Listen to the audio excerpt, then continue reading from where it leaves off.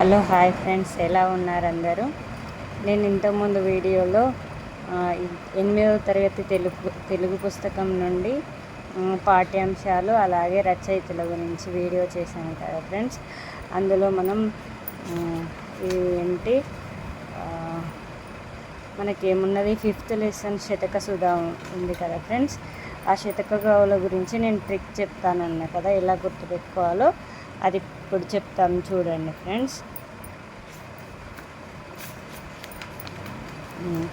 చూడండి ఫ్రెండ్స్, ఇది శతక సుధా లెసన్. దీన్ని రచించింది ఎవరు? శతక కవులు కదా ఫ్రెండ్స్.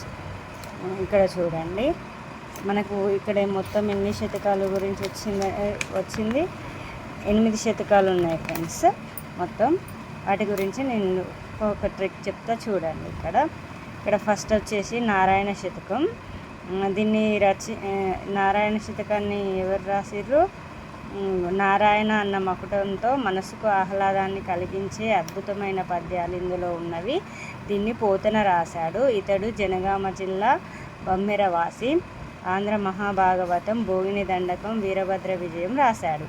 ఇక్కడ చూడండి, నారాయణ శతకం రాసింది ఎవరు? పోతన. నారాయణ నారాయణ అనుకుంటా పోతన అని గుర్తుపెట్టుకుంటాడు ఫ్రెండ్స్. నారాయణ శతకం పోతాండు నారాయణ నారాయణ అనుకుంటా పోతున్నాడు, అట్లా గుర్తుపెట్టుకోండి. నారాయణ శతకం పోతన. ఇప్పుడు నెక్స్ట్ చూడండి ఫ్రెండ్స్, చిత్తా శతకం. దీన్ని రచించింది ఎవరు? శ్రీపతి భాస్కర కవి. చిత్తమ అనే మకుటంతో పద్యాలను రాశాడు. ఈయన శైవ పండిత త్రయంలో ఒకరైన శ్రీపతి పండితుని వంశం వాడని పరిశోధకుల అభిప్రాయం.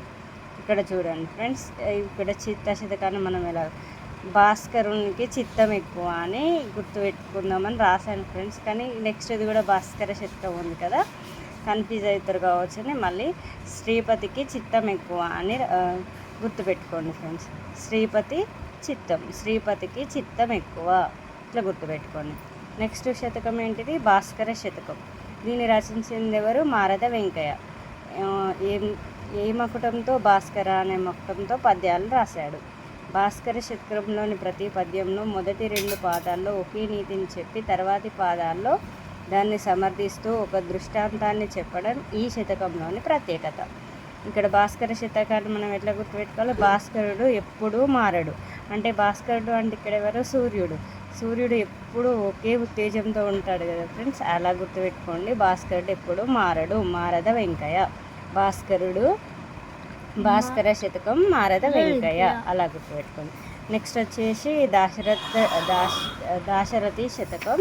ఇది అందరికీ తెలుసు ఫ్రెండ్స్. కంచర్ల గోపన్న, ఖమ్మం జిల్లా నేలకొండపల్లి వాస్తవ్యుడు.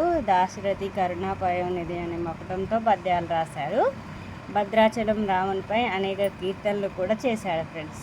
ఇక్కడ ఏంటిది? దాశరథి శతకం, కంచర్ల గోపన్న.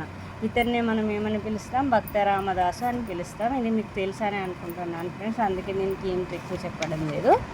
నెక్స్ట్ ఇక్కడ చూడండి ఫ్రెండ్స్,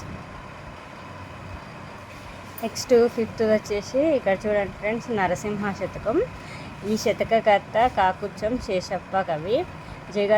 జగిత్యాల జిల్లా ధర్మపురికి చెందినవాడు. ఇక్కడ ఈయన ఏంటిది? మకుటం దుష్ట సంహార నరసింహ దురిత దూర అనే మకుటంతో పద్యాలు రాశాడు. ఈయన మృదంగం వాయించడంలో నేర్పరి. తన జీవితాంతం శ్రీ ధర్మపురి నరసింహస్వామికి తన జీవితాన్ని అంకితం చేశాడు. ఈయన నరహరి, నృకేశరి శతకాలు, ధర్మపురి రామాయణం మొదలగు రచనలు కూడా చేశాడు. ఇక్కడ నరసింహ శతకం శేషం కాకుచ్చం శేషప్ప కవి. ఇక్కడ చూడండి ఫ్రెండ్స్, సింహం కాకి. సింహం, ఇక్కడ నరసింహలో సింహం, ఇక్కడ కాకుచ్చం శేషప్ప కవి. కాకి, సింహం కాకి అని ఇలా గుర్తుపెట్టుకోండి ఫ్రెండ్స్. నేను అలాగే గుర్తుపెట్టుకున్నాను. ఇక్కడ నెక్స్ట్ వచ్చేసి విశ్వకర్మ శతకం. ఈయన రాసింది ఎవరు? రామసింహ కవి. విశ్వమంతా రామ అని అంటాం కదా, విశ్వమంతా రామ అంటది అని గుర్తుపెట్టుకోండి ఫ్రెండ్స్.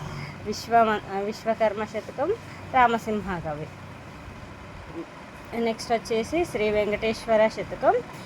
ఇక్కడ దీన్ని రాసింది ఎవరు ఫ్రెండ్స్ చూడండి, మరిగంటి పురుషోత్తమాచార్యులు. ఇక్కడ వెంకటేశ్వరుడు పురుషోత్తముడు అని గుర్తుపెట్టుకోండి ఫ్రెండ్స్. శ్రీ వెంకటేశ్వర శతకం, మరిగంటి పురుషోత్తమాచార్యులు. నెక్స్ట్ వచ్చేసి శ్రీ భగవారాంజనేయ శతకం. దీన్ని రచించింది ఎవరు ఫ్రెండ్స్